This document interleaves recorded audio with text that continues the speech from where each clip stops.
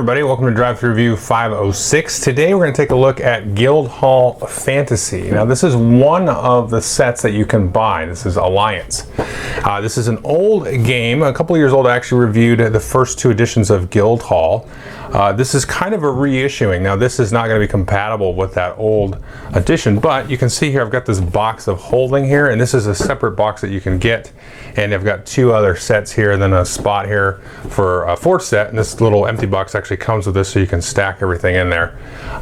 And so this plays just like the old Guildhall. If you've watched that review or played it, you'll have a good idea or exact idea of how the game actually works. Let's jump in and look at how the game actually works again, and then I'll tell you what I think about it. Okay, so here you can see everything that you get in one of the boxes. Now the box contents are sort of the same, but you're going to get a variety of different character cards and different classes to use. You're going to have a giant deck here. We've got a Scion, a Spellblade, let's see, find another one here, a Marshal. You can see they come in different colors, and they have different special abilities. Now, no matter what the color, all of the Spellblades are going to have the same special abilities. And you're also going to have a deck of these victory point cards, and you can see the variety of victory points. Sometimes you get 2 points, but you'll get a special ability. Or if we go down and try to find a larger one here, we've got a 5-point one there. You'll be able to collect those. And then you've got some victory point tokens here, and then these cards here, which are really the rules of the game. The rule book's very short, and the basic structure of the game is going to play the same through all the different sets. But these divider cards also act as reference cards for the various different things. So the Marshal here will tell you what their special ability is going to be. And then normally you'll just go ahead and shuffle all the cards in one of the boxes together and just play from that. But as you start to sort of combine these and piecemeal these together, you can start to separate them and have the dividers here in the box, and then say, okay, I'm going to choose the magic user from this one with the merchant from this one, and so on, and then customize and build your own kind of experience with the game. So to set up the game, you're going to deal 5 of these victory point cards off of the victory point deck, and then all the players are going to get 9 cards off of this character deck. So you're going to have a variety of characters and colors and things in here. And then starting with the start player, you're going to take and discard any number of cards, draw back up to 9, and then you're going to take 3 cards and put them face up into your area. Now you can put them basically how you want, but let's see, we're going to put these 2 Shaman cards there, and then we'll go ahead and just put this Spellblade here for fun. Now the thing that you can't do, and you can't ever do in the game, is have the same character of the same color. So I can't have 2 green Shamans or 2 red Spellblades and so on. So you'll set up 3 of these. They could be 3 different or 3 the same, as long as they aren't the same and the same color. And then you'll start the game after all the players have set up like this, and on your turn you get 2 actions. The first thing you can do is take and play a card in front of you, and if you play a matching card of the same type, you again can't play the same color, but you are trying to build these bigger sets of all of these cards. And when you play a card, you may or may not get to activate its special ability. So when I play this, I count the number of Spellblades that I have. In this case I have 2, so I can activate either the 0 level or the level 2 ability. I'll explain the abilities in just a minute. There's 2 other actions that you can do.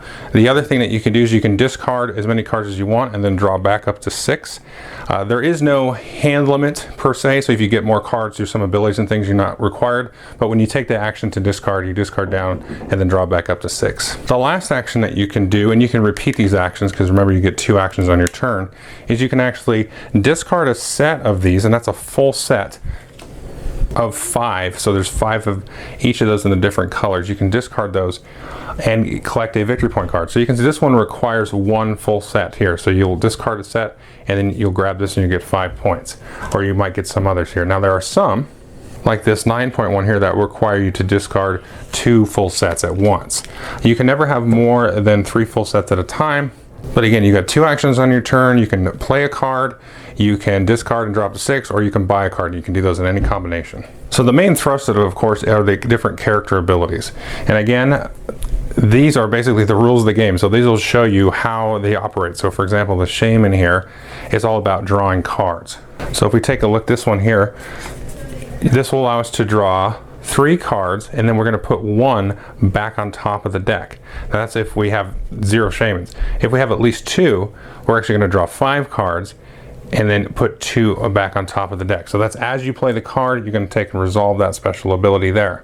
again based on sort of the strength or how many of the different colors you have. Now the Spellblade is very interesting because she allows you to swap cards with another player's Guildhall. So this says take one card out of your hand, and this iconography is pretty easy, you know, once you get used to it. So one card from hand, and it'll put it in another player's, you can see the black color there, another player's Guildhall, that tableau in front of them there. And then you actually get a bonus action. And then as it goes on, you do 2 cards and so on. Now the thing to keep in mind is when you're kind of messing with cards and the other cards behave the same way, you can't ever break that rule of having duplicate colors of the same card. So here, let's take a look at another card here. So we've got the Marshal. In this one here, you can take victory points. So we can see here, for the first time you have one here, you get 1 victory point, and then when you play 3, you've got 2. Again, as you play more, once you get, like you say you play 4, you can trigger these before. You don't have to be the exact number. Now the Wizard here allows you to kind of fish through the discard pile. Look at the first one here. This allows you to take the top card of the discard pile and put it in your Guildhall. This one allows you to actually look through the discard pile. Now normally you can't look through the discard pile. You can only see the top card, but this Wizard will allow you to go and sift through and find those. And the Assassin is a little bit messing with the players. It allows you to place a card into your opponent's hand and then trigger a discard of 2 random cards, and then once you get up to 3 you can actually choose the cards that will discard. So you give them some cards, you kind of seed their hand with a little spy assassin type person that goes in there and that kind of blows up their hand a little bit. And the Scion here triggers off of X, so this allows you to steal X cards from an opponent's Guildhall and then put it into your own Guildhall, like so. But you also have to swap out one of your sets and then give it to your opponent. So you're kind of swapping that out, and then you discard any duplicates. Now, like I said, there are also special abilities for some of the different victory point cards, like the 2-point card.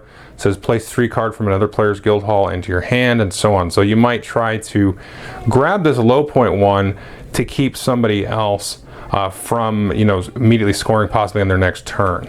The other thing I should mention is once you have a full chapter of all 5 of a color of a thing, you turn that over and it's face down. So that's no longer playable on it and no longer stealable and being able to mess with. So once you lock that in, then you've got that and you can kind of wait and trigger that here. So another thing you might do, for example, another thing is you can discard 4 points and it gives you another action that turn. So there's cool little combos and things you can set up. So that's just this particular box. Again, there are other boxes that you can get with, and you can also mix and match them. So that is a Guildhall of Fantasy, and I'm glad they finally have brought this back. Like I said, a couple of years ago, there was 2 original sets, and I was one that really started to enjoy it with that second set once you could start mixing and matching all the different classes together. And the rules do actually give you a way to sort of play those old cards. Now, there are new names like Cleric and Druid and Wizard and so on. You can play those old sets with these new cards, and now there's other cards above and beyond those as well. So if you really like the old ones, you can play it. So I'm glad they were kind of reinvesting it with life. I know from the Board Game Geek page and so on, the designers kind of hinted at like 90 different you know, classes or little modules that you could add. So I don't know if they're going to re-infuse it and kind of go back after this one and check it and make it, you know, improved and all that good stuff. Maybe with a more modular style, I think they'll do it. So if you missed out on the first one, I definitely would pick up a box or 2 of these to play with, and just, you know, you can pick up 1 box and see if you really like it, but the game really starts to take on a life of its own once you can tweak the metagame, because there's a lot of cards that like let you draw cards from the deck, but they all kind of do it in different ways, and so you can have a lot of those in the same set and have this crazy card draws, or you can have a lot of cards that really mess with the other players and they kind of tweak and tack those. So if you like the Assassin and how that messes with people versus how the Fighter messes with people, then you can tweak that to your group's liking, and that's something we've really liked, because, you know, like, oh, you're annoying me with this stupid Assassin all the time, but well, let's still keep some attacking in there, and so you put the Fighter in. And each of the different class cards has these little symbols, so they give you some kind of sort of deck building or set building guidelines to keep it sort of balanced, and then you can go outside of those boundaries as much as you want. So the theme is a little bit more interesting, I guess. It's not just like trading and merchants and stuff so much, and, you know, positions of political power. It's like your traditional sort of fantasy classes, hence Guildhall Fantasy. But I definitely recommend picking this up, and hopefully they do you know, support it. I think there's definitely enough here for a full game, especially if you get all 3 of the boxes. That's going to keep you entertained for quite a while. I think several games. I think all told, if I told you how many times we played the new one plus the old one, it's probably over 20 times or so. So, and there's definitely more plays to be had, well, a lot more plays, at least that many more. So if you're just getting into this, then I would say definitely get a crack at it. And it is really fun. There is a subtlety to the differences too. You might think, oh, the assassin and the fighter or whatever, they just mess with people, or the cleric and the warlock or whatever it is that, you know, make you draw extra cards. Oh, it's not that different, but it does have the subtlety there that makes it worth, you know, playing around and swapping out those different cards. So I would definitely take a look at this. Guildhall Fantasy. Thanks.